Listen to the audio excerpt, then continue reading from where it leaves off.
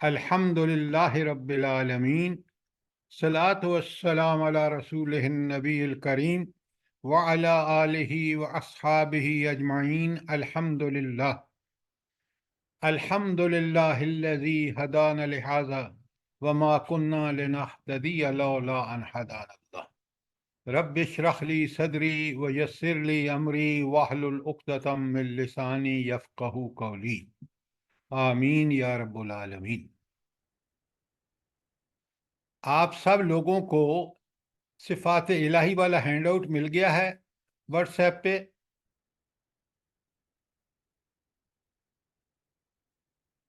جی سر۔ جی سر۔ کسی کو نہیں ملا تو آپ بتائیں نا، ذرا جواب دیں۔ اچھا، ایک اور آپ سے تجویز مانگنی ہے، کیونکہ یہاں صفات الہی کا ذکر بار بار آ رہا ہے، اور آیات کائنات میں تو بالخصوص۔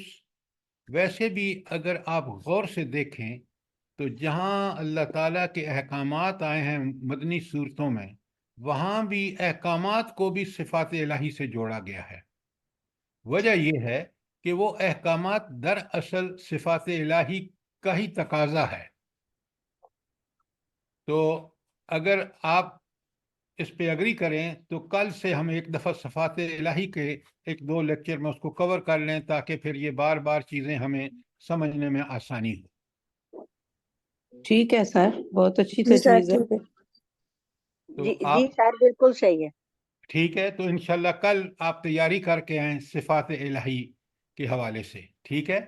تو اس پہ ایک دو تین لیکچر ہوں گے اور چیزیں آپ کو انشاءاللہ کلیئر ہو جائیں گی۔ میں سوچ رہا ہوں کہ آپ کو ایک لیکچر کی آیت میں جو آیا ہے اسماء الحسنہ، اس کا آیت کے معنی سے کیا تعلق ہے، وہ آیتیں بھی لے جائیں اور میں ان کو کھول بھی دوں، تاکہ پھر ہمارے لیے یہ مسئلہ سمجھنا قرآن میں آسان ہو جائے۔ ٹھیک ہے سر، انشاءاللہ جزاک سر۔ اللہ، انشاءاللہ۔ جزاک اللہ سر۔ جزاک اللہ۔ تو انشاءاللہ کل سے، آج تو آپ ریگولر درس ہوگا جو ہمارا چل رہا ہے سورہ رعد کا۔ آواز تھوڑی کر۔ بسم اللہ۔ اچھا، پچھلا کوئی سوال آپ کا آیت 14 تک؟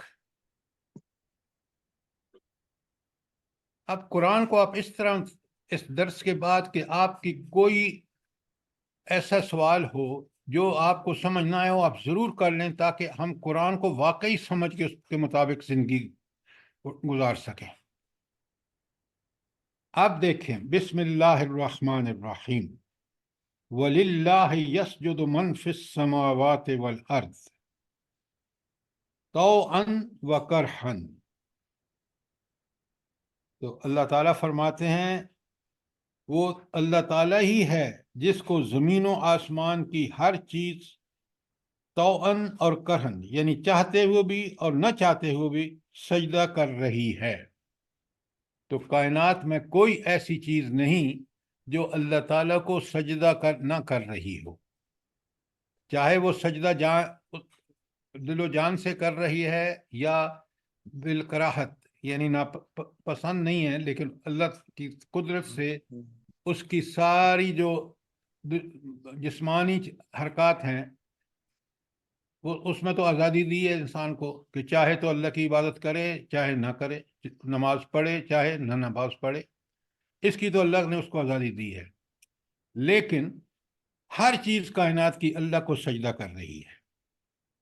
وَظِلَالُهُمْ بِالْغُدُوِّ وَالْآصَالِ، اور ان سب چیزوں کے سائے صبح شام اللہ کے آگے جھکتے ہیں۔ اللہ نے سورج کا نظام اس طرح بنایا ہے کہ ان کافر کا سجدہ بھی، جتنا ساری دنیا کے سجدے جو ہیں وہ اللہ کے لیے، مسلمانوں کے سائے بھی اور ان کے، وہ بالکل ایک طرح سے اللہ کے سامنے جھکتے ہیں۔ اچھا، اب پہلی بات یہ ہے کہ بھئی ہمیں تو نظر نہیں آتا کہ یہ ہر چیز سجدہ کر رہی ہے، تو پھر کیسے ہم مانیں کہ اللہ تعالیٰ ہر چیز اللہ تعالیٰ کے سامنے سجدے کر رہی ہے؟ دیکھیں نا، درخت کھڑا ہے، وہ جھکتا تو نہیں ہے، تو پھر سر جی سر میں جب صبح واک کرنے جاتی ہوں نا تو میں دیکھتی ہوں سارے نباتات چرند وہ جو درخت شرخت ہے نا سب کی ٹہنیاں نیچے جھکی ہوتی ہیں. سبحان اللہ و بحمدہ سبحان اللہ العظیم. ہر پودے کا رخ نیچے زمین کی طرف ہوتا ہے اس کی ٹہنی کا. سبحان اللہ. نہیں یہ اس کا کوئی مطیع ہیں، اللہ کے حکم کے مطابق اپنا کام کر رہے ہیں. یہ جواب ہے کہ ان کا سجدہ یہ ہے کہ وہ اللہ کے حکم کے مطابق پھل دینا ہے تو پھل دیتا ہے. ٹہنیاں درختوں کی ویسے ہی نیچے ہوتی ہیں. آپ دلیل وہ لائیں نا جو دلیل عقل مان لے. کافر کا بھی عقل مان لے کہ وہ پودے ہوں، پہاڑ ہوں، زمین ہو، سورج ہو، چاند و ستارے ہوں، اپنی ساری حرکات اور سکنات جو بھی ان کے ذمہ ڈیوٹی ہے وہ کر رہے ہیں. یہی ان کی سجدہ ریزی ہے. سجدے کا مطلب کیا ہے؟ وہ جھکے ہوئے اپنے رب کے سامنے اس کے حکم کی پابندی کر رہے ہیں. یہ ہے اس کا ٹھیک جواب کہ وہ اپنی ذات میں ہر چیز اطاعت کا حق ادا کر رہی ہے سوائے انسان اور جن کے. اچھا، اب اللہ تعالیٰ تو فرما رہے ہیں کہ زمین و آسمان میں جو کچھ ہے، تو پھر یہ انسان اور جن جو کافر ہیں وہ تو جھکے ہوئے نہیں ہیں.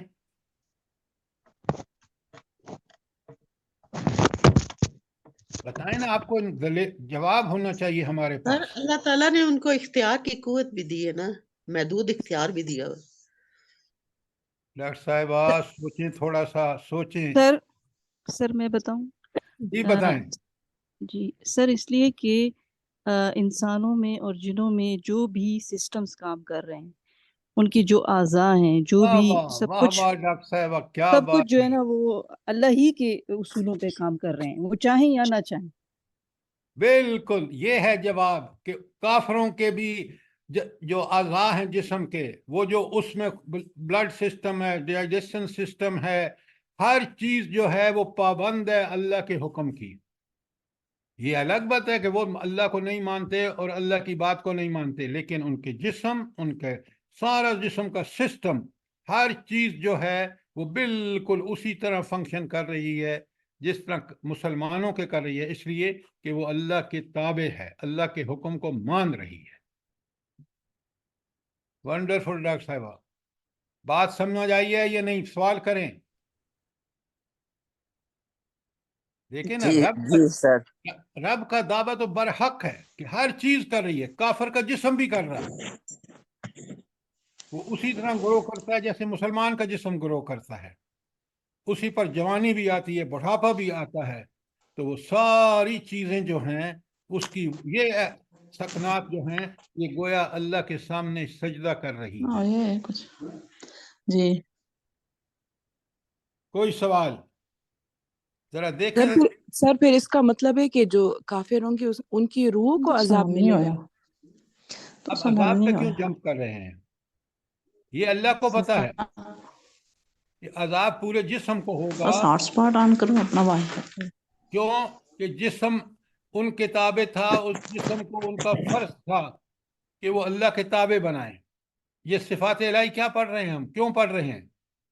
کہ وہ ایک ذات ہے جس کے پاس ساری علم ہو، حکمت ہو، قوت ہو، اختیار ہو، اقتدار ہو. وہ ہمارا خالق ہے. ہمارا فرض ہے کہ ہم اس کے آگے جھکیں.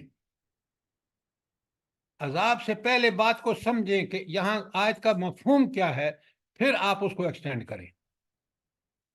یہ بات بالکل غلط ہے کہ ہم بات ہو رہی اور ہم اس کے اگلے سرے پہ پہنچ جائیں. نہیں، آپ اس بات کو پہلے ابتداً سمجھیں، پھر سرا آپ کے ہاتھ آ جائے گا.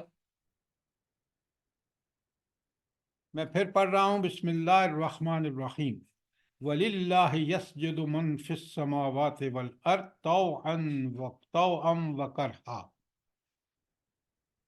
اللہ تعالیٰ ہی کی ہستی ہے جس کو زمین و آسمان کی ہر چیز چاہتے ہوئے یا نہ چاہتے ہوئے سجدہ کر رہی ہے. وَظِلَالُهُمْ بِالْغُدُوِّ وَالْآصَالِ، اور ان کے سائے بھی صبح شام اللہ تعالیٰ کے سامنے جھکتے ہیں.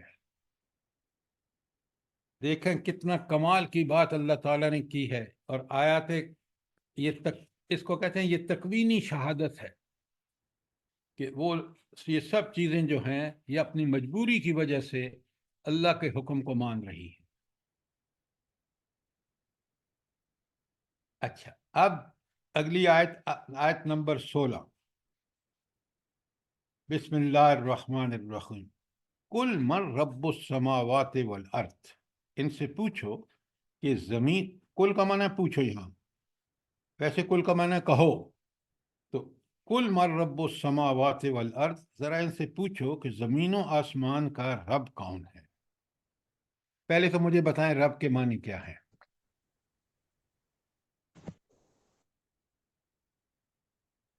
جلدی بتائیں، میں نے کئی دفعہ آپ کو بتایا ہے. سر آقا، خالق، مالک، رازق، آقا، صاحب اختیار، بادشاہ، صاحب اور سب میننگ اکٹھے بھی لے لیں. مالک، پالنے والا. دیکھیں، عام طور پر یہ لکھ لیں، پلیز لکھ لیں. عام طور پر ہم معنی کرتے ہیں وہ پروردگار یا رب وہ ہستی ہے جو ہمیں پالتی ہے.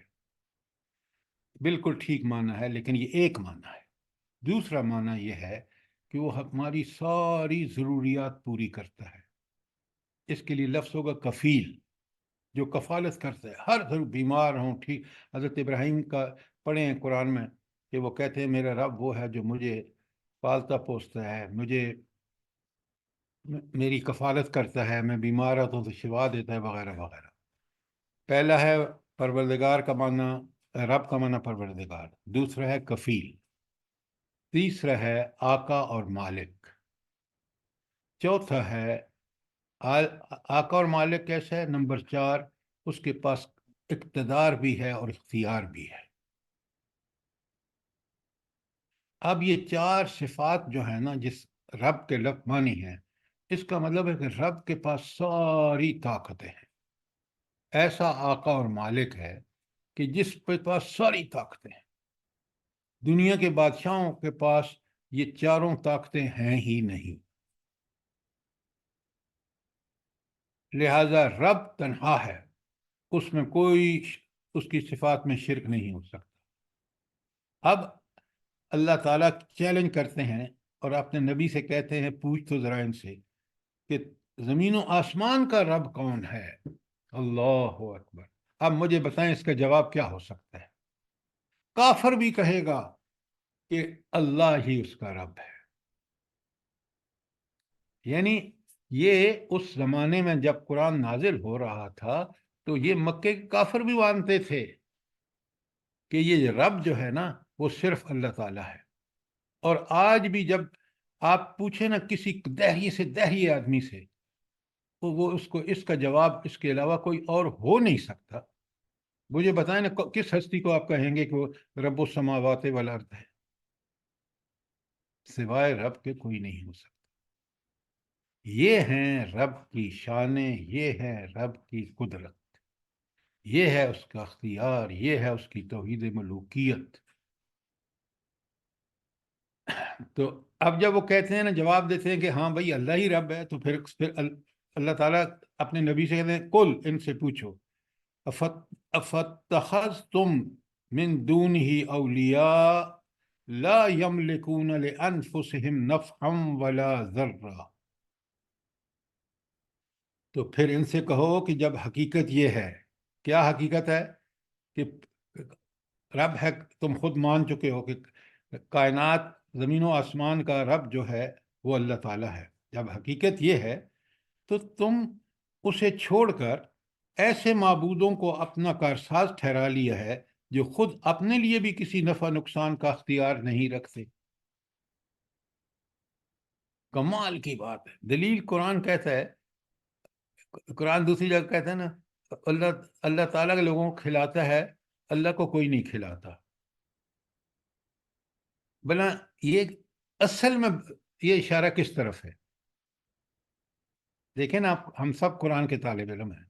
یہ اللہ تعالیٰ نے کیوں کہا کہ اللہ تو وہ ہستی ہے جو تم کو کھلاتا پلاتا ہے، اس کو کوئی کھلاتا پلاتا نہیں ہے. کیوں کہا اللہ تعالیٰ نے؟ سر اللہ تعالیٰ رازق ہے نا. چھوڑیں باتوں کو آپ. سر اللہ کو حاجت ہی نہیں ہے کھانے پینے کی. بالکل غلط ہے, بالکل غلط. سب یہ لوگ جا کے چڑھاوے چڑھاتے ہیں اپنے مزاروں پہ ادھر ادھر, تو بتوں پر, بتوں کے سامنے کھانے رکھتے ہیں, حالانکہ اس کو خدا مانتے ہیں. یہ کیسا خدا ہے جس کو تم کھلا رہے ہو؟ آپ جنرل معنی مت بتایا کریں. آیت کا جو قرآن نے مقصد بتایا بڑا سخت بتوں پر ایک طنز ہے کہ جن کو تم نے خدا مان رکھا ہے, جن کو تم خود کھانا پیش کرتے ہو. رب تو وہ ہے جو پوری کائنات کو ضروریات پوری کر رہا ہے. یہ ہے توحید. بس فٹافٹ اس کے معنی وہاں جوڑ دیے. بھائی صحیح معنوں میں سمجھیں آپ. یہ ہے فہم قرآن. کل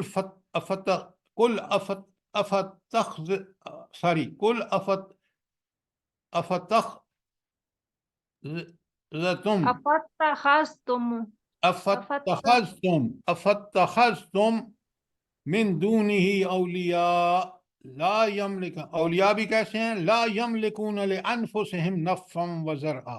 اپنی جان کے, اپنی ذات کے لیے بھی کسی نفع نقصان کا اختیار نہیں ہے. وہ تمہیں کیا دیں گے؟ کتنی بڑی دلیل ہے. قل, اے نبی صلی اللہ علیہ وسلم ان سے پوچھیں, هل یستوی العام والبصیر, کیا اندھا اور دیکھنے والا برابر ہو سکتے ہیں؟ ذرا سوال دیکھیں, کتنا چپتا ہوا سوال ہے, کتنا برحق سوال ہے. کوئی آدمی کہہ سکتا ہے کہ اندھا اور دیکھنے والا برابر ہو سکتے ہیں؟ کہہ سکتا ہے کوئی؟ بالکل نہیں کہہ سکتا. اندھا بیچارہ محتاج اور بصیر دوسروں کو ضروریات پوری کرنے والا.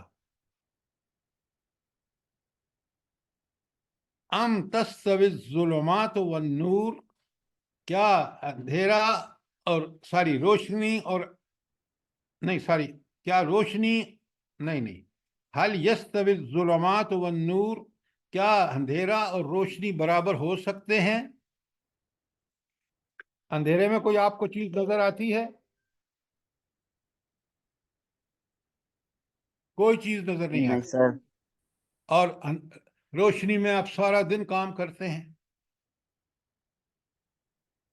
ام جعلوا للہ شرکاء, کیا وہ جن کو تم نے شریک ٹھہرا رکھا ہے, خلقو, انہوں نے کوئی چیز پیدا کی ہے, کا خلق ہی, جیسی اس اللہ تعالیٰ نے پیدا کی ہے, فتشابہ الخلق علیہم, کہ ان کو کوئی تشابہ ہو گیا ہو, ان کو یہ غلط فہمی ہو گئی ہو کہ نہیں اللہ نے بھی پیدا کیا ہے, انہوں نے بھی پیدا کی ہے.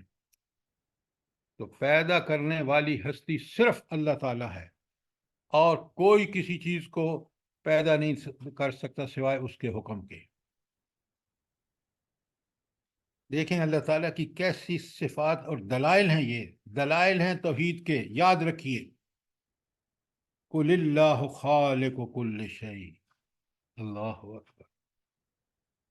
ان سے کہو اللہ تعالیٰ ہر چیز کا خالق ہے. وَهُوَ الْوَاحِدُ الْقَهَّارُ, اور وہ تنہا غالب ہے, قہر اپنی طاقت اور قدرت سے ہر چیز کو ٹھیک رکھے ہوئے ہے. اب یہ دو صفات جو آخر میں آئی ہیں کہ ایک وہ خالق ہے اور دوسرا اس کی یہ ہے قل اللہ خالق کل شیء, یہ توحید خالقیت ہے. وَهُوَ الْوَاحِدُ الْقَهَّارُ, یہ توحید قدرت اور اختیار ہے. یہ ہیں وہ دو طاقتیں جو کسی کے پاس بھی نہیں ہو سکتی. نہ کوئی ہر چیز کا خالق ہو سکتا ہے جس طرح اللہ خالق ہے, اور نہ کوئی اس کے پاس ٹوٹل پاور ہے کہ وہ ہر چیز کو اپنے قدرت اور اختیار سے سیدھا کر دے. یہ صرف اور صرف اللہ تعالیٰ کے ہاں. تو آیت میں دلائل توحید ہیں کمال کے, اور مخلوق کی بے بسی ہے, شرک کی کوئی دلیل نہیں ہے. اس لیے کہ یہ جو جن کو تم نے ولی سمجھ رکھا ہے وہ تو خود مخلوق ہیں. کتنی زبردست دلیل ہے. اور اللہ کون ہے؟ وہ خالق بھی ہے اور وہ قاہر بھی ہے، طاقت اور قدرت اس کے پاس ہے۔ اب دیکھ لیں، یہ وہ دلائل ہیں جو عین عقل کو بالکل برحق نظر آتے ہیں اور ہیں۔ اگر عقل بگڑ نہ گئی ہو، انسان جو ہے وہ پاگل نہ ہو گیا ہو دنیا پرستی میں، مال پرستی میں، حرص پرستی میں، تو یہ باتیں ایسی برحق ہیں کہ ان کی کے خلاف کوئی دلیل نہیں لائی جا سکتی۔ کوئی سوال آیت 16 کے بارے میں؟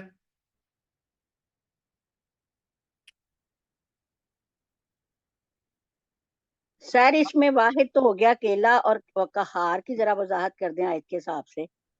قاہر میں نے آپ کو کئی دفعہ بتایا ہے، قہر سے بنا ہے، قہر فعل ہے اور قاہر اس کا فاعل ہے۔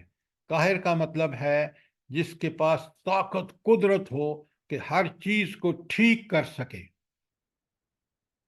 وَهُوَ الْقَاهِرُ، سورہ اس میں بھی آتا ہے اپنا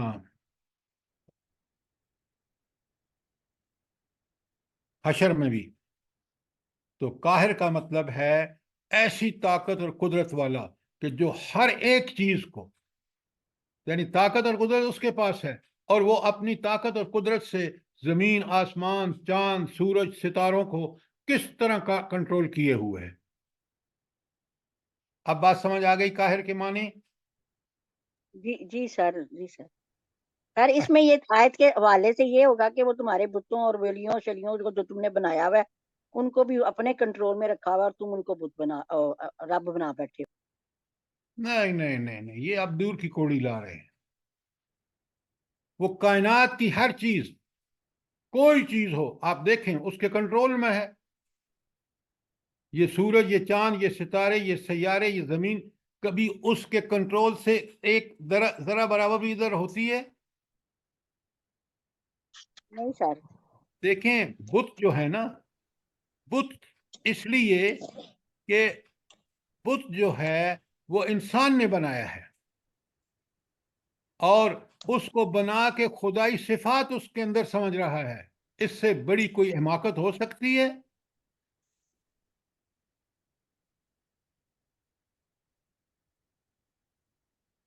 اب آئیے آیت نمبر، اگر 16 میں کوئی سوال ہے تو کیجیے، ورنہ آیت نمبر 17۔ آپ لوگ بڑا غور کریں کہ یہ جو چیزیں اللہ تعالیٰ نے اپنی اس کتاب عظیم میں فرمائی ہیں، قرآن مجید میں، اس جیسا علم اور اس جیسے دلائل آپ کو کہیں نہیں ملیں گے۔ دنیا کی کتابیں، سبحان اللہ سبحان اللہ، جو حدیث ہے نا کتنی برحق ہے کہ یہ ساری دنیا کی کتابیں اس قرآن کے سامنے ایسی ہیں جیسے اللہ تعالیٰ کے سامنے اپنی مخلوق ہے۔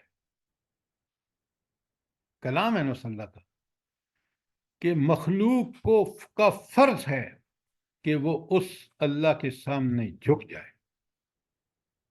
بالخصوص انسانوں کا کام ہے کہ اس کی ساری طاقتوں، قدرتوں، صفات کو دیکھنے کے بعد اس کے مطیع اور فرمانبردار بن جائیں۔ اب اس نے کیا احکامات دیے ہیں کہ تمہیں مطیع اور فرمانبردار بننے کے لیے تمہیں کیا کرنا ہوگا؟ اس کے احکام کہاں پر ہیں؟ کہاں پر ہیں؟ قرآن و سنت میں۔ قرآن و سنت میں ہے۔ Very good. تو قرآن و سنت کے تابع ہو جاؤ۔ یہ ہے دعوت قرآن کی۔ جس کلام کو اس نے بھیجا ہے، جس کا کلام ہے، وہ خود دنیا پر، پوری کائنات پر غالب ہے، اس کی مطیع اور تابع ہے۔ اس نے تم پر کرم کیا کہ اس نے اپنا قرآن نازل کر کے تمہارے لیے وہ راستے سارے، ایک راستہ، سارے گدے راستے چھوڑ کے ایک برحق راستہ اختیار کر۔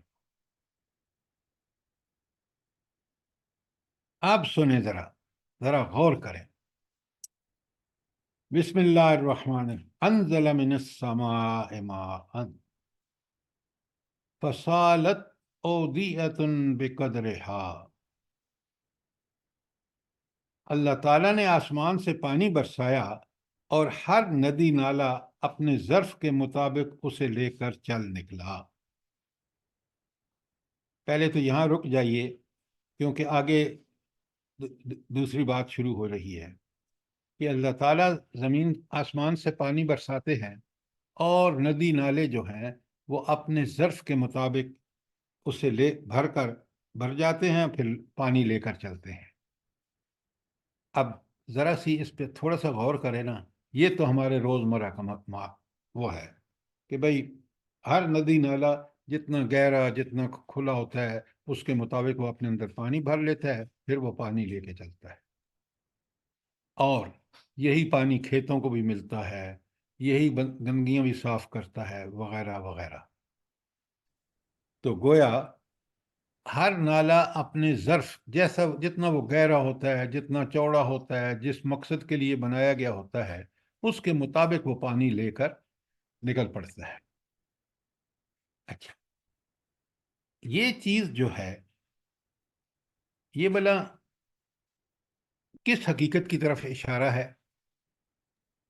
سر یہ مجھے یہ سمجھ آ رہا ہے کہ جو انسان جتنا سلیم الفطرت ہوگا یا فطرت پہ اپنی قائم ہوگا وہ اتنا ہی فائدہ اٹھائے گا دین سے، اللہ سر تعالیٰ یہ کے قرآن کی طرف اشارہ ہے۔ قرآن کے نزول کی قرآن اور سنت کے علم کی طرف اشارہ ہے کہ انسان جب کوئی پڑھا رہا ہوگا یا کسی سے علم سیکھ رہا ہوگا تو اتنا ہی علم لے گا جتنا اس کے اندر ذہنی سوچ کی وسعت ہوگی، اور اسی کے مطابق ہی وہ لوگوں تک دین پہنچائے گا۔ ویری جی گڈ، سر، ویری شوق گڈ۔ دیکھیں جتنا اللہ تعالیٰ نے اس کو وسعتیں دی ہیں، عقل کی، سمجھ کی، بوجھ کی، اسی کے مطابق اس قرآن سے فائدہ اٹھائے گا، اور پھر جیسا کہ اس خاتون نے کہا پھر اسی کے مطابق وہ اس قرآن کو بیان کرے گا جتنی اللہ تعالیٰ نے اس کو وسعت دی ہے۔ تو ذہانت اب اس کا مطلب یہ ہے کہ یہ جو قرآن سے اخذ کرنا ہے ہدایت، اس میں انسان کوشش کرے تو اللہ تعالیٰ اس کو اور وسعتیں دے گا، اور وہ بہترین سے بہترین کام کرے گا، بشرطے کہ اس کا رہنما قرآن ہو۔ اگر اس کا رہنما شیطان اور طاغوت ہے تو پھر اس کا یہی حال ہوگا جو آج ہمارے حکمرانوں کا ہے، جو آج ہمارے اداروں کے سربراہوں کا ہے، کہ آپ دیکھ لیں یہ ان کا ظرف خالی ہے قرآن کی احکامات، قرآن کے ان دلائل کا، تو آپ دیکھ رہے ہیں کہ آج ہماری کس قدر غلط روش ہے۔ اگلا حصہ جو ہے نا وہ بھی کمال کا ہے، سنیں، بسم اللہ الرحمن الرحیم۔ فَاحْتَمَلَ السَّيْلُ زَيْدًا رَابِيًا، یہ تو ہو گیا کہ جب سیلاب، ہاں، کہ وہ اپنے ظرف کے مطابق اس کو پانی بھر کے لے چلا۔ نہیں سر، یہاں سے پڑھنا ہے مما یوقدون علیہ۔ میں آ رہا ہوں، مما یوقدون علیہ فی النار، جس طرح تم جو ہے ایسی جھاگ جو ہے جو آگ کی طرح ہوتی ہے، اور اس کا مقصد کیا ہوتا ہے؟ ابتغاء اہلیت او متاعا زبدا، جنہیں تم زیور و برتن بنانے کے لیے پگھلایا کرتے ہو۔ یہ میں اپنی طرف سے لگا رہا ہوں، زیور اور برتن۔ تو اب آپ نے دیکھا، ذرا غور کریں، آپ میں سے کبھی آپ یہ چیزیں کبھی دیکھیں، اگر آپ دیکھیں نا اس کے زیور بنانے والے کے پاس کھڑے ہوں تو وہ آگ سے کیا کرتا ہے، وہ اس کو تپاتا ہے، جب خوب تپا دیتا ہے نا اس کو، کچھ گرم ہو جاتا ہے تو اس کے اندر جو کھوٹ ہوتا ہے وہ جھاگ کی شکل میں اوپر آ جاتا ہے۔ یہ میں نے دیکھا ہے، اس لیے میں آپ کو بتا رہا ہوں۔ تو وہ اوپر آ جاتا ہے اور نیچے کیا رہ جاتا ہے؟ خالص سونا۔ تو اس کے لیے کہا جا رہا ہے مما یوقدون علیہ فی النار، جب ان کو تم آگ میں تپاتے ہو، ابتغاء حلیۃ او متاعا زبدا، اور اس مقصد کیا ہوتا ہے کہ اس میں تم زیور اور برتن بناتے ہو۔ مثل ہی، اس کی مثال کذالک اللہ یضرب اللہ الحق و باطل، اس کی مثال اللہ تعالیٰ حق اور باطل کے معاملے کو واضح کرتا ہے۔ کیا ہوتا ہے، کس طرح واضح ہوتا ہے؟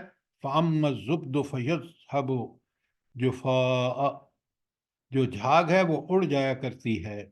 فَأَمَّا مَا يَنْفَعُ النَّاسَ فَيَمْكَثُ فِي الْأَرْضِ، اور جو چیز انسانوں کے لیے نفع بخش ہوتی ہے وہ زمین میں ٹھہر جاتی ہے۔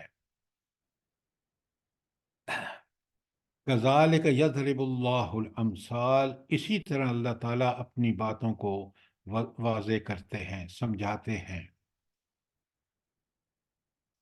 اب ذرا غور کریں کہ اس کا مطلب ہے کہ اللہ کی سنت کیا ہے کہ باطل مٹ جائے گا اور حق باقی رہے گا۔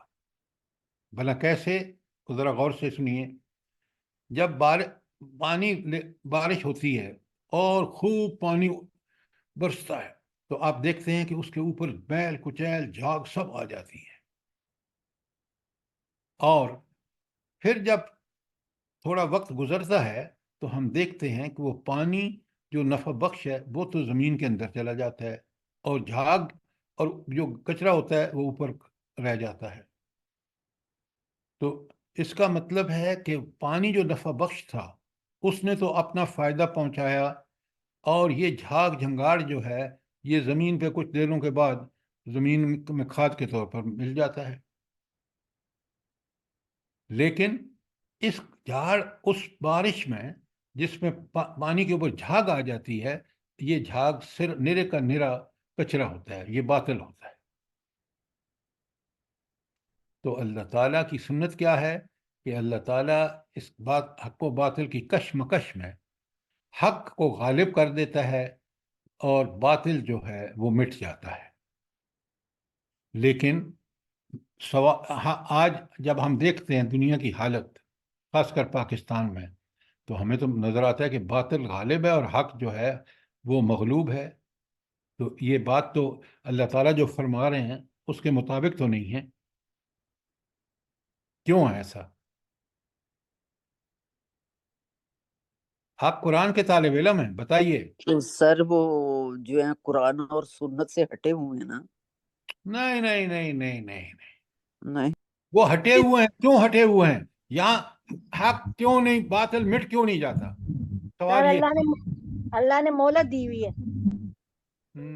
اب آپ اپنے کام، اپنا جو ذمہ اللہ نے لگایا ہے نا، اس کو چھوڑ کے آپ دنیا بھر کی باتیں بتائیں گے۔ حق کو غالب کرنے کا اب طریقہ اللہ نے بتا دیا ہے۔ ان تنصر اللہ ینصرکم، اگر تم اللہ کی مدد کرو گے، تم باطل کے خلاف ڈٹ جاؤ گے تو باطل مٹ جائے گا۔ افغانستان میں مٹا، غزہ میں مٹ رہا ہے۔ کیوں؟ وہ اس کے لیے جد و جہد کر رہے ہیں۔ تم یہاں باطل کے سامنے سرنگوں ہو، سجدہ ریز ہوئے ہو۔ تو اللہ کی سنت یہ ہے کہ باطل کو مٹائے گا اللہ، لیکن جب تک تم اس کے لیے کوشش نہیں کرو گے، اللہ آسمان سے خود اتر کے نہیں مٹائے گا۔ مٹا سکتا ہے، وہ ایک کن کہنے کی دیر ہے، لیکن یہ اللہ نے امت مسلمہ کے ہر فرد کی ذمہ داری رکھی ہے۔ آپ پر بھی کہتے ہیں فلاں فلاں ہے، فلاں ہے، یہ ہے ریزن، قرآن خود کہتا ہے، میں نہیں کہہ رہا۔ یہاں سے فرق کے لیے آپ نے دنیا بھر کے فلسفے گھڑ رکھے ہیں۔ بات سمجھ آئی ہے نہیں آئی؟ جی سر، انتم الاعلون ان کنتم مومنون۔ انتم الاعلون ان کنتم مومنین، اگر تم مومن ہو۔ کون سے مومن؟ وہ صحابہ والے مومن جو مدینے سے اٹھے اور پوری دنیا پر چھا گیا حضرت عمر کے دور میں۔ آج ہم یقین مانے ہم قرآن و سنت کے مومن نہیں ہیں۔ ہم نے اپنا ایمان کا ایک لیول بنا رکھا ہے، اور نماز پڑھ لیتے ہیں، روزہ رکھ لیتے ہیں، طاقت ہو تو حج کر لیتے ہیں۔ یہ کافی نہیں ہے، یہ بیسک ریکوائرمنٹس ہیں، ضروری ہیں، لیکن مقصد مومن کا دنیا میں یہ ہے کہ اللہ کا دین غالب ہو تاکہ اس دین سے سب مستفید ہو سکے۔ ورنہ دنیا آج جہنم زار بن چکی ہے، مسلمان ملک جہنم زار بن چکے ہیں. کیوں نہیں اس بات کو آپ سمجھتے؟ ہم قرآن پڑھیں اور قرآن سمجھیں تو پھر یہ بات ہمیں سمجھ میں آئے گی. کذالک یضرب اللہ الامثال، اللہ تعالیٰ اسی طرح مثالوں سے اپنی بات سمجھاتا ہے. ہم پہلے تو پڑھتے ہی نہیں ہیں، پڑھتے ہیں تو ثواب کے لیے پڑھتے ہیں. دیکھیں کتنی زبردست مثالیں ہیں، دماغ روشن ہو جاتا ہے. پانی بارش کی مثال دے کے کہ جو ندی نالے چل نکلے، اوپر جھاگ آ گئی، لیکن تھوڑا وقت گزرتا ہے کہ وہ جھاگ یکاڑ رہ جاتا ہے اور پانی زمین میں سما جاتا ہے، اور پھر اس سے زمین کی زرخیزی بڑھ کے انسانوں کے لیے کیا فائدے دیتی ہے. سر اگر حق اور باطل کے لیے کتنی خوبصورت مثال دی ہے اللہ پاک نے. کیا بات ہے، کیا بات ہے، کیا بات ہے. آپ دیکھیں ان تمثیلوں سے، ان مثالوں کے اندر وہ لوگ اپنا مستقبل دیکھ لیں جو باطل پرست ہیں، اور اہل حق اپنا روشن مستقبل دیکھ لیں. مجاہدین افغانستان کو دیکھو، یہ ٹائیاں پہننے والے، یہ سوٹ پہننے والے، اس پگڑ پہننے والے کے سامنے کس طرح سجدہ نگو ہوئے. ذرا دیکھیں، وہ اس کے کپڑے پورے نہیں، اس کو کھانے کو پورا نہیں، لیکن یہ دنیا میں دعوے کرنے والے کہ ہم دنیا میں سب سے اعلیٰ لوگ ہیں، کس طرح ان کے سامنے مقابلے سے بھاگے. نیتن ہاؤک کی اکڑ کو کس طرح مجاہدین حماس نے تباہ و برباد کر دیا. آج کتنا بونا پوری دنیا کو نظر آ رہا ہے. ہم نے اسلام کو سمجھا ہی نہیں کہ یہ کس قدر انسانوں کے لیے اللہ تعالیٰ کا دین کتنا ان کو عظمتیں عطا کرتا ہے. ہم تو زمین کی طرف جھک گئے، شیطان کے پیچھے چل پڑے، اور آج ذلت اور پستی ہمارا مقدر ہے. اپنے ملک کو دیکھ لیں، اس سے بڑا کنفیوژن، اس سے بڑی آج جو گمراہی میں ہم پس رہے ہیں. آپ مجھے بتائیں نا، جو آپ میں سے بڑے ہیں، ان بچوں کو بتائیں نا کہ ہم نے کیا دور دیکھا ہے جب ہم اللہ کی طرف راغب تھے، اور اللہ سے دور ہو کے ہم کس تباہی اور بربادی میں. آپ کو رحم نہیں آتا کہ ان بچوں کا کیا ہوگا مستقبل؟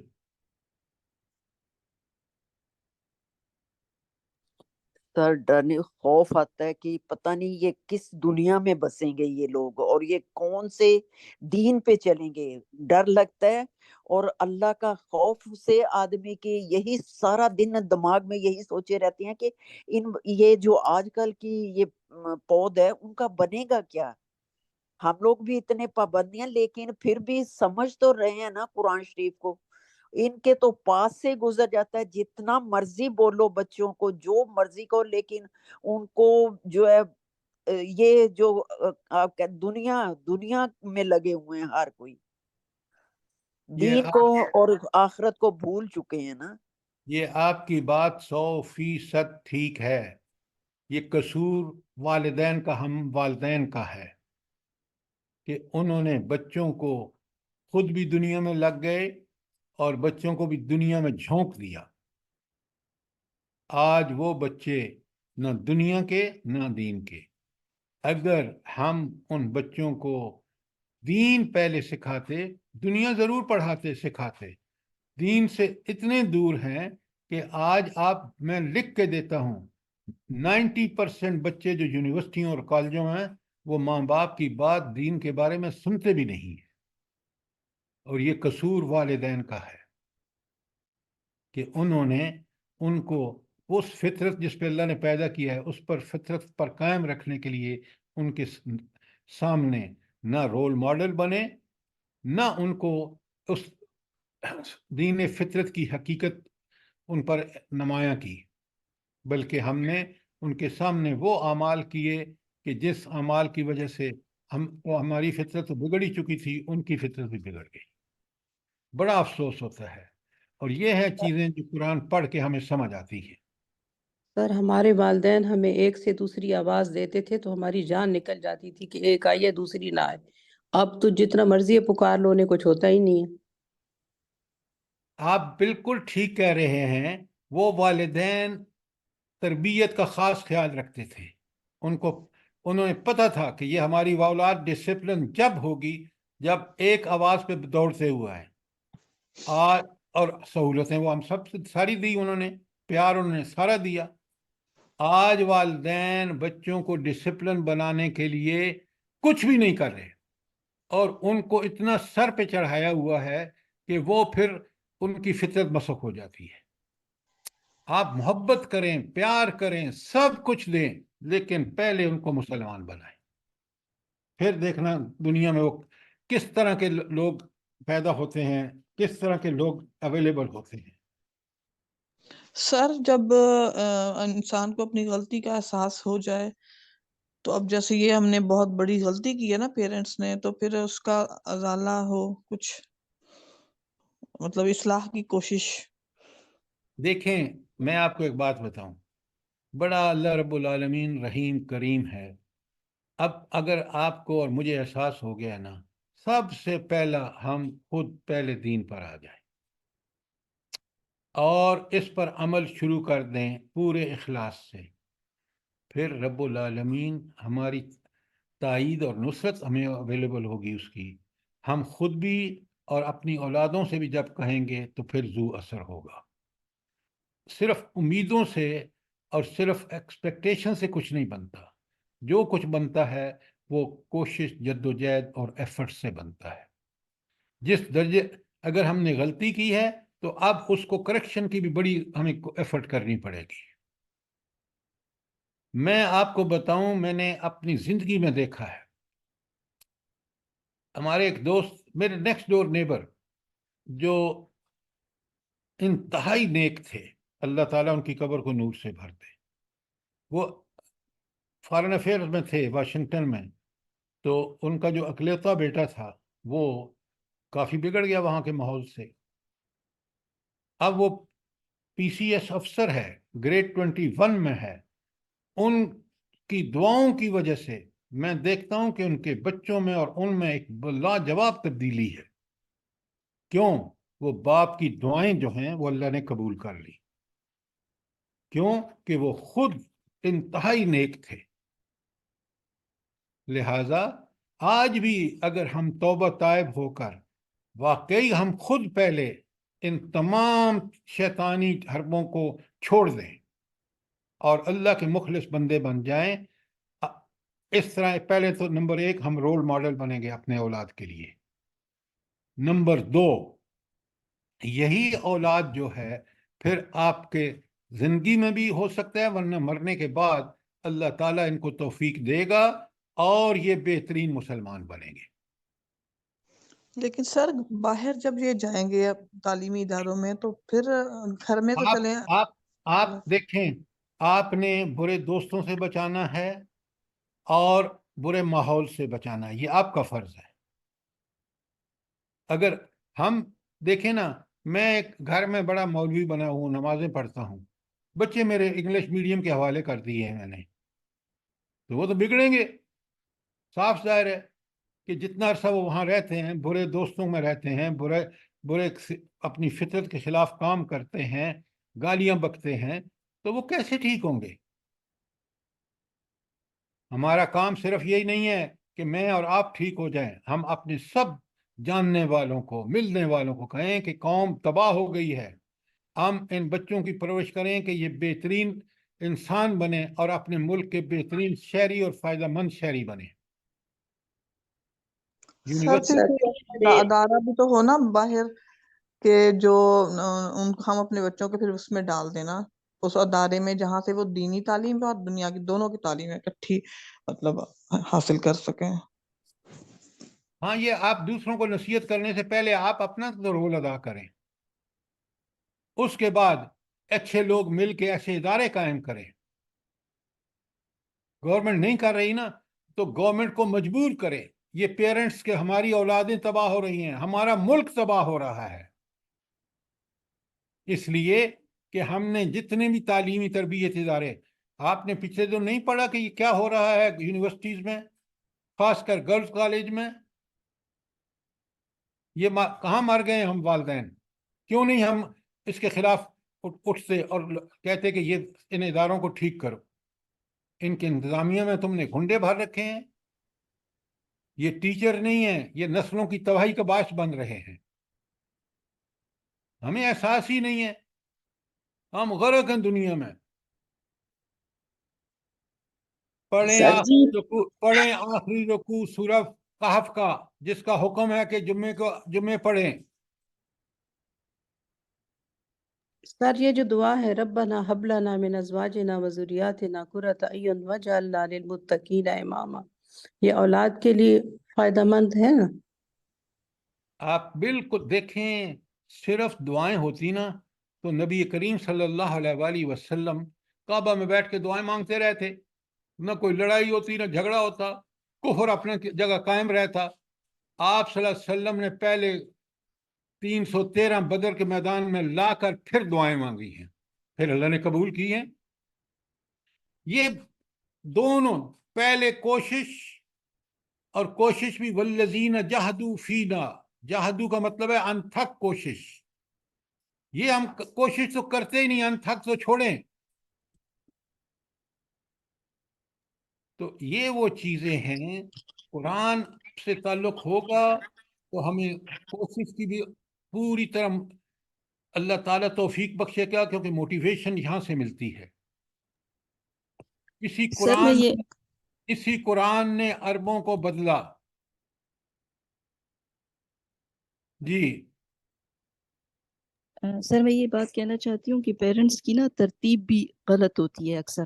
اب وہ غصے میں کہتے ہیں نماز پڑھو، روزہ رکھو، اور ان کے اوپر امپوز کرتے ہیں، تو یہ بہت غلط بات ہے۔ اب بچوں میں اگر آپ قدرتی طور پہ اللہ اور اس کے رسول کی محبت پیدا کر دیں تو وہ خود بخود یہ کریں گے، اور اس کے لیے پھر یہ کہ تھوڑا سا انٹیلیجنٹلی وہ کرنا پڑتا ہے، کہ جیسے قرآن سمجھاتا ہے اس طرح بچوں کو سمجھانا چاہیے۔ اسی لیے مکی صورتوں میں آپ دیکھیں کہ جو مضامین ہیں وہ ڈیفرنٹ ہیں مدنی صورتوں سے، تو اگر اس طرح ابتدا کریں تو میرا خیال ہے زیادہ بہتر ہوگا۔ بچوں میں جب اللہ کی محبت پیدا ہوگی، اللہ کی صفات کا شعور ہوگا، تو وہ خود بخود کریں گے یہ سارے کام۔ ڈاکٹر صاحبہ، یہ آپ اوور سمپلیفائی کر رہے ہیں۔ پہلے والدین خود جب اس چیز میں پر عمل کرنے والے ہوں گے، دیکھیں بچپن کی نفسیات دیکھیں آپ، سب سے پہلے ماں کا جو بچپن میں ارلی چائلڈہڈ میں بچے کا کون ہوتا ہے رول ماڈل ارلی چائلڈہڈ میں؟ مجھے بتائیں آپ، کون ہوتا ہے؟ ماں ہوتی ہے۔ ماں ہوتی ہے۔ یہ ماں اگر قرآن و سنت جب اس کے پیٹ میں تھا تو قرآن و سنت پڑھتی ہوتی تو وہاں اس کے اثرات جاتے۔ اگر یہ ماں واقعی صحابیات جیسی اس کے اندر خصلتیں ہوتی تو یہ بیٹی یا بیٹا جو ہے وہ اس کے اندر خود بخود پیدا ہوتی۔ غلطی وہاں سے شروع ہوئی۔ اب جب وہ پیدا ہوا تو آپ نے سب چیزیں اس کو، آپ جو بات کہہ رہے ہیں حکمت ضروری ہے، لیکن اس کا رول ماڈل جب ذرا تھوڑا بڑا ہوتا ہے تو اس کا رول ماڈل باپ ہوتا ہے۔ اگر وہ بھی غلط ہو اس کے بعد اس کا رول ماڈل ٹیچر ہوتا ہے، جو ہم آج آپ مسلمان ملکوں میں دیکھ رہے ہیں کہ یہ ٹیچر مرد ہوں یا خواتین ہوں، یہ کس کے پیروکار ہیں؟ ہم نے ان حالات میں ان بچوں کو، تو حکمت جیسے آپ کہہ رہے ہیں بڑی ضروری ہے، لیکن سب سے پہلے ماں، وہ ماں جو اللہ کے لیے، پرانی مائیں تھی نا وہ چکی پیستے ہوئے، آپ نے تو چکی نہیں دیکھی ہوگی، ہم نے دیکھی ہے، وہ قرآن پڑھتی تھی، اس کے اثرات اس کے ذہن، جسم اور اس کے پیٹ میں جو کچھ ہوتا تھا اس پر اثر انداز ہوتا تھا۔ وہ بچہ جب پیدا ہوتا تھا اور وہ اس کو دودھ پلاتی تھی، اس کے وقت جو اس کا تقویٰ تھا، جو اس کے اندر دین سے محبت تھی، وہ بچے کو کہ دودھ میں اس میں ملتی تھی۔ لہٰذا آج بالکل بچے بہت ہی عقل مند ہیں، ذہین ہیں، ان کی ذہانت کے مطابق ان سے ڈیل کریں. اگر بچہ اسکول میں ہے تو جب یونیورسٹی میں جائے گا تو اگر میں نے اس اپنے بچے کو ایک پکا مومن سچا دین کا لمبردار نہیں بنایا تو مجرم میں ہوں. آج اس کے اندر صلاحیتیں ہیں، وہ جب میٹرک کر لیتا ہے تو وہ ایک ایسا زوراور اور صلاحیتوں سے بھرپور انسان ہوتا ہے کہ اس کے سامنے اگر مشن ہو یہ دین اور دین کے غلبے کا تو وہ انشاءاللہ اس کو غالب کر دے گا. سر آج کل سر کے جی بچے انٹیلیجنٹ بہت ہیں جیسے آپ نے فرمایا نا، لیکن یہ صرف یہ دنیا کے معاملے میں انٹیلیجنٹ ہیں، دنیا کی تعلیم کے لیے. اور اگر ان کو بولو نا کہ چلو دین کے راستے پہ آؤ، ہدایت کا قرآن سیکھو، قرآن پڑھو ترجمے تفسیر کے ساتھ، اور وہ ان کی عقل جو ہے نا وہ ساری ماری جاتی ہے پھر میڈم قرآن اور سنت پہ چلنے اس کے لیے. لیے کہ ان گھروں کا ماحول جو ہے وہ قرآن کے مطابق نہیں ہے. اگر گھر کا ماحول جی ٹھیک ہو بالکل تو جنرلی اللہ تعالیٰ نے پیدائش انسان کو فطرت اسلام پہ کیا ہے. بالکل سر ٹھیک کہہ رہے ہیں. جو مائیں رات یعنی کہ صبح فجر کی نماز پڑھنے کے بجائے تہجد پڑھنے کے اور 10 11 12 بجے تک سوئی رہتی ہیں، اور پھر وہ کیا سیکھیں گے بچے. بالکل آپ نے سوری سر سوری جی سب سے پہلے میں ذرا سی بات کرنا چاہوں گی کہ ہمیں اپنا طرز زندگی خود کا بدلنا پڑے گا، گھروں کے حال حلیے بدلنے پڑیں گے، اور اپنی وہ تمام جو ترجیحات ہیں دنیا کے لحاظ سے ان کو چھوڑنا پڑے گا. پھر تب جا کے شاید بچے ہمیں اب دیکھ کے تو سیکھنا شروع کریں. تو ایک بہت بڑا ٹائم پیریڈ چاہیے اور بہت محنت اور مشقت چاہیے اس کے پیچھے، لیکن وہ ہمیں کرنی پڑے گی. یہی آج کا ہمارا بہت بڑا جہاد ہے. آپ 100% ٹھیک کہہ رہے ہیں. میں نے بھی آپ سے کہا کہ ہمارا طرز زندگی جو ہے وہ یا تو شادیاں ہوتی ہیں تو ہندوانہ طریقے پر، بود و باش، رہائش اور فیسلٹیز کے حوالے سے ہم مغرب کو کاپی کر رہے ہیں. یہ ہمیں چھوڑنا ہوگا، یہ کفر کے طریقے ہیں. دیکھیے میں نے دونوں ماحول دیکھے ہیں اور ایسے دیکھے ہیں، اللہ نے دکھائے ہیں کہ میں نے دنیا میں مغرب میں پڑھا ہوں، امریکہ میں، یورپ کو دیکھا ہے، ملازمت کی ہے بڑی. آج ہمارا مسئلہ ہی ہمارا طرز زندگی ہے، یہ اسلام سے میل نہیں کھاتا. جیسا اس خاتون نے کہا ہے کہ ہمیں اپنے گھر بار ہر چیز کو اس طرح بدلنا ہوگا جس طرح اسلام چاہتا ہے. آپ نے دیکھا نہیں، دیکھیں میں عینی شاہد ہوں، یہ امریکہ میں جو شکست ہوئی ہے نا امریکہ کی، یہ اس طرز زندگی جو ان کا تھا وہ اس جہاد و قتال اس سے میل نہیں کھاتا. اس لیے یہاں وہ خودکشیاں کر رہے تھے، یہ کر رہے تھے، اور یہ نہت تھے اور بھوکے افغان مجاہدین، اللہ پہ بھروسہ، کوئی پرواہ نہیں. 20 سال تک جنہوں نے جنگ لڑی ہے، اور یہ جو مسلمان حکمران متوالے تھے جدید زندگی کے، انہوں نے وہی کیا جو امریکہ کرتا تھا.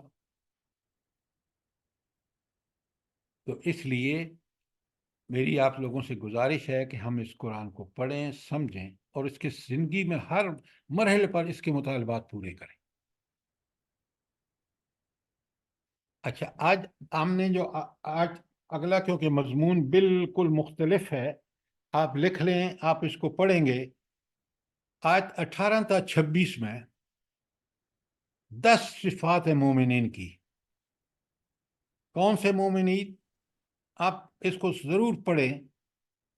جنہوں نے دعوت دین کو قبول کر لیا ہے اور اس پہ عمل کرتے ہیں، تو یہ 10 صفات جب اپنے اندر پیدا کر لیتے ہیں، اللہ تعالیٰ سے وفاداری، عہد کی پابندی، صلہ رحمی، خشیت الہی، خوف آخرت، رضائے الہی کی طلب، صبر، اقامت الصلاۃ، انفاق، اور 10واں نمبر نیکی سے برائی کو دفع کرنا. یہ ہیں وہ 10 صفات جو ضمانت ہیں جنت کی. اور اس کے بعد وہ لوگ جنہوں نے حق کا انکار کیا، دین کو قبول نہیں کیا، ان کے اندر 4 بہت بڑی صفات ہیں جو ان کو جہنم میں لے کے جائیں گی. نمبر 1 عیش شکنی، نمبر 2 قطع رحمی، نمبر 3 فساد فی الارض، نمبر 4 دنیا پرستی. یہ آپ ذرا اس کو پڑھیں، سمجھیں.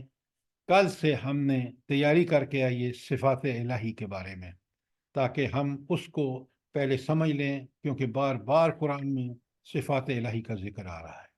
سر تو اس کے لیے کوئی نوٹس بھیجیں گے آپ ہمیں؟ آپ کو مل گئے ہوں گے، میں نے کل بھیج دیے ہیں. جی سر ٹھیک ہے. مل گئے. آپ اتنے سوئے ہوئے ہیں کہ آپ نے اپنے اس کو واٹس ایپ کو دیکھا ہی نہیں ہے. نہیں سر، کوئی فوتگی ہو گئی تھی، میں وہاں مصروف تھی، میں نہیں دیکھ سکی. ہاں لیکن آپ مجھ سے کہہ رہے ہیں تو میں نے تو کل بھیج دیے. جو کام میں کرنا چاہتا ہوں میں اس کی پلاننگ کرتا ہوں. ٹھیک ہے، جزاک اللہ، میں ابھی دیکھ لوں گی انشاءاللہ. آپ دیکھ لیں، جس کو نہیں ملے وہ مجھے کال کر کے اپنا نمبر دے دے، میں ابھی بھجوا دوں گا، تاکہ کل وہ ہمارے ساتھ پوری طرح پارٹیسپیٹ کر سکے. انشاءاللہ، جزاک میں اللہ. نے وہ دعا بھی بھیجی ہے جو مطالبہ کر رہے تھے کہ اللہم جی حبب الینا الایمان وزینہ فی قلوبنا وکرہ الینا الکفر والفسوق والعصیان جزاک اللہم اجعلنا من الراشدین. اور اس کے بعد اس ایک ڈیٹیلز آپ کو بھیجا ہے 7 یا 9 پیجز کا صفات الہی کے بارے میں. تو دیکھیں، آپ اگر چیزوں کو پہلے پڑھ کے آئیں گے نا، پڑھ کے آنے کا مقصد یہ ہوتا ہے کہ آپ اس کو پوری طرح اچھی طرح پڑھ لیں گے تو آپ کو پتہ چل جائے گا مجھے کن کن چیزوں کو سمجھنا، کن چیزوں کے بارے میں میرے لیے سوالات ہوں گے کہ میں نے کروں تاکہ وہ کلیئر ہو جائیں. وہ کر کے آپ آ جائیں اور پارٹیسپیٹ کریں لیکچر میں. میں آپ کا 1 منٹ بھی ضائع نہیں کرتا. میں ہمیشہ ٹاپک پہ قرآن و سنت کے حوالے سے ہی بات کرتا ہوں، کیونکہ وہی برحق بات ہے. ہمیں ادھر سر ادھر کی اللہ آپ اجر دے اللہ آپ کو. ہم بھی بہت ہی کوشش سے بیٹھتے ہیں صبح صبح ہی اسی اس میں کہ اللہ ہمیں عقل اور سمجھ دے دے، اور آمین. آپ کو اس کا اجر عظیم عطا فرمائے. تو کل سے انشاءاللہ یہ اہم ٹاپک جو ہے اس پہ ہم گفتگو کریں گے. ٹھیک ہے انشاءاللہ. انشاءاللہ. انشاءاللہ.